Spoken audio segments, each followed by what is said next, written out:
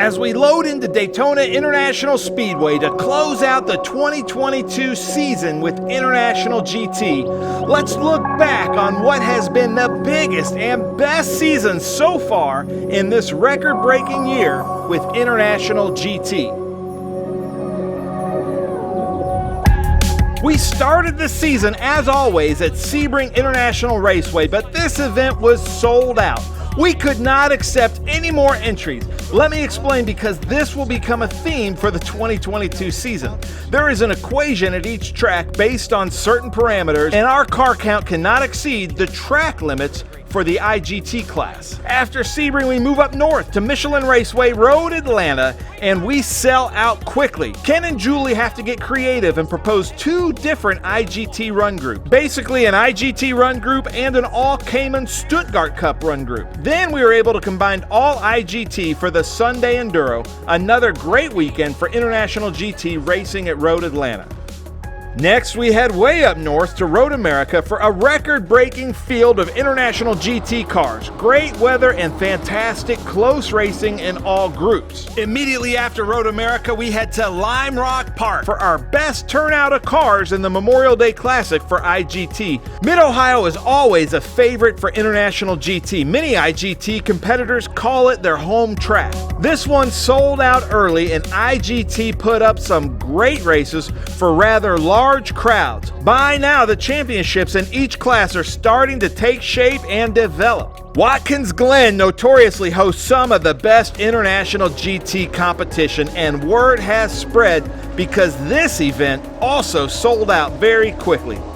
These cars are very well suited for the challenging road course of Watkins Glen. Next, we head to Virginia International Raceway, another record-breaking car count for International GT, and the picturesque track with the beautiful cars and fantastic weather made for a great weekend of racing. The points battle in the championships are getting very close now. With just 2 events left, Circuit of the Americas is a world-class circuit, and we broke another record for our car count in International GT. We saw some championship strategies coming into play at this event as we prepare for Daytona International Speedway, the final event on the 2022 International GT calendar, and the championship for the Mission Foods GT Cup Championship is closer than ever, with 5 to 6 drivers still in contention. I'm Mark Matisse, and we're at Daytona. It was a mixture of highs and lows, but mostly highs, and we're right in the points hunt, so it's where we want to be this time. It's the last race of the season, so we're just hoping to get a podium finish. With this guy this year, it has been absolutely crazy. I have not been able to let up, giving 100% of the car, every lap, every turn, pit stops, I mean everything you could possibly think of. Stephen Hammond has definitely reminded me how old I am. And is it fun to race? Excuse, dude, come on. Is it fun to race that closely? It depends on who's in front. Like yesterday, being in front, it was work. Until he wasn't in front anymore. Yeah, because I hit a wall. But yeah, I mean, not being able to make all the races, I've been looking forward to coming to the ones I am, like weeks out. Just stoked to come and race him. It's been an incredible year. The best racing of my life by far. And you're still mathematically in it for the championship. What does that mean to you? Well, it'd be pretty awesome if I won. That's definitely something I'm looking forward to. But hey, we still got to bring it home. And luckily, I have a bit of a cushion going into this race. So if all goes well, it shouldn't be too much trouble. Honestly, Claire, she's done a fantastic job helping us throughout the whole season, and everything that Kurt's been able to do for the car and everything that the team's been able to do, you know, it's been an incredible run, and it's definitely a lot of fun and very exciting to see it end in this way, coming down to the wire. So the Stuttgart Cup Championship has absolutely exploded this season. We are the last race of the last weekend, and the championship is still up for grabs between you and some other drivers. So tell me about that. It is absolutely amazing. It's between Joe Rizzo from RS1. I never thought at the beginning of the season that I'd be able to do this very well, and it's just kind of just showing up and doing the best I can, you know. But fortunately, we got enough races in and did well enough. We are out there battling, been 3 these sprint races, we are just racing 100% of the time. It's so much fun. Juan Fayan wrapped up the Maranello Cup in his FMS Motorsports Ferrari 488 GT. But watch out for Benoit, Roland, and John Patrick Mullaney in 2023. 51 cars take the green flag for feature race 1 here at Daytona, as David Tuati gets a great jump on James Sofronis in those beautiful gold new fixie wheels for David Tuati.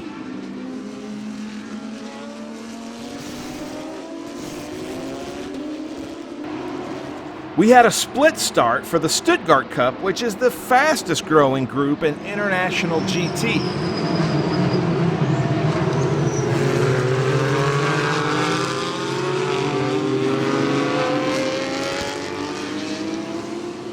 Now, late in the race, Roland in second place is trying to hunt down Florian in the Stuttgart Cup, but close behind him is Todd Kopczynski, currently third in the Stuttgart Cup.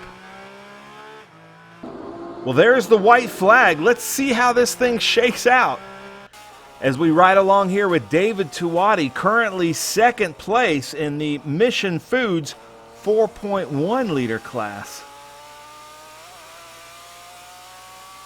Making some passes. Stephen Hammond's just up ahead of him. He's trying desperately to catch his TLM teammate and kind of nemesis this season. I don't think Tuati's got it in him just yet to catch him as he comes up to the finish line. There's the checkered flag. David Tuati not able to catch Stephen Hammond. As we come into winner's circle here at Daytona International Speedway, we're going to highlight some of the best races in this first feature race. And in the Stuttgart Cup, in third place was Maria Mejia. In second place was Roland Krantz. And in first place, Tom Kopczynski in the Stuttgart Cup. Mission Foods 3.8. In third place, number 191 is Javier Ripoll. In second place, the 428 of Brady Berman, and first place, the number 40 of Lucas Pank. And in Mission Foods 4.1 liter, in third place is Mark Matisse, second place, David Tuati, and in first place, sporting that Magnum PI mustache, is Stephen Hammond. We start race 2 with Tom Pank. And his tires have not quite warmed up, and he goes off. James Sofronis does a great job of avoiding any kind of incidents with him. Then at the restart, David Tuati gets a really good jump on James Sofronis. Benoit Bergeron right there behind Lucas Pank. But it was Stephen Hammond and Mark Matisse that got jumbled to the back of the pack after a lap 1, turn 1 incident, and they are trying desperately to make their way back through the pack. But then coming to the checkered flag for feature race 2 for the win is David Tuati. Okay. Hey, folks. Welcome to Happy International GT. Okay, our Marcus Morale, Mission Foods, being long-time sponsors, service transforms, fixing wheels, premium luxury RV, interlinked, our official suppliers, Race Sailor, Sunoco Fuels. Thank you all for your support. Winner's Circle Race 2, we honor the people that donated to the Drive It Forward program with International GT, which gives money to different children's charities. So thank you so much for your giving.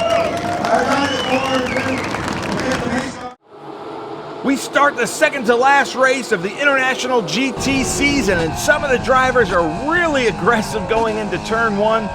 Other drivers are playing a strategy like Lucas Pank here. He knows that he just has to finish the race to kind of help with his championship hopes, where others have to really finish up top of the podium to have any kind of chance in the championship here. Great starts here in the Stuttgart Cup, some fantastic racing all around throughout the whole field. But the story of this race really is kind of the story of the whole season with International GT. It's this fight up front in the 4i category with David Tuati and Stephen Hammond. We're on board with David Tuati. Now we're on board with Stephen Hammond in the red car, David Tuati in the orange car, both with TLM. Both cars set up identically, and they go at it. Absolutely fantastic racing, as you'll see here. Lap after lap, David Tuati behind Stephen Hammond, trying to get by him, gets a nose on him in some places, but just can't take the next corner. But it is, like I said, lap after lap. Here comes David Tuati trying maybe another different strategy, filling up Stephen Hammond's mirrors as Stephen goes a little bit deep there into that first horseshoe. Now a little bit more side by side is David Tuati, but still can't get it done on Stephen Hammond. But we know getting late in this race that something's just got to give as Stephen Hammond comes off the corner there and just kisses the wall like that. And you can see the tire smoke from maybe some fender rub, and he's trying to see if his car is still there, still trying to give it all, and then looks like Stephen Hammond's like, I got to back out of it. So some fantastic racing as we see Evan Stamer, Mark Matisse, Scott Blind, and then there's Lucas Pank just kind of holding on to it here, just almost staying away from people, knowing he's got to finish, but finish up front as much as he can. Maybe a little bit of an engine issue there, a little bit of a glitch, but he is going to walk it home. A really great race by Lucas Pank and the rest of the team, and that does it for race 3. In race 3, we saw Kyle Washington win in the 4R category. James Safronis and PJ Hyatt absolutely had it out in the exhibition class. David Tuati won in 4I with Mark Matisse second in 4I. Evan Stamer first in 4.0, followed by his teammate Scott Blind, and Lucas Pank first in 3.8. Matt Jaffe first in the Stuttgart in his 4-liter Cayman, followed by Florian Eim and Henry O'Hara. And in the Maranello Cup, we saw Roland Veit on the top step after a single car spin from Benoit Bergeron. Benoit doing a great job to recover from that spin. Congratulations, Roland Veit. And now we get ready for everybody's favorite, the Sunday Enduro, the feature race of this weekend, starting with our grid and fan walk right there in pit lane at Daytona International Speedway. Quite a sight to see. Get used to that view right there. I don't know. Let's see what happens. The bullet. I got to stay ahead of that rocket ship. This is the race where a lot of our drivers like to ask a pro or a hot shoe to come in and co-drive with them. Now, based on this interview and the different strategies, can you guess which one's the pro and which one is the car owner? Skeen, Matisse, what's your guys' strategy? Go fast and win. Stay out of trouble. Those were two different strategies. Have you guys talked yet? An absolutely beautiful start to this Enduro in all classes. This race has a lot of strategy with the timing of a mandatory 5-minute pit stop.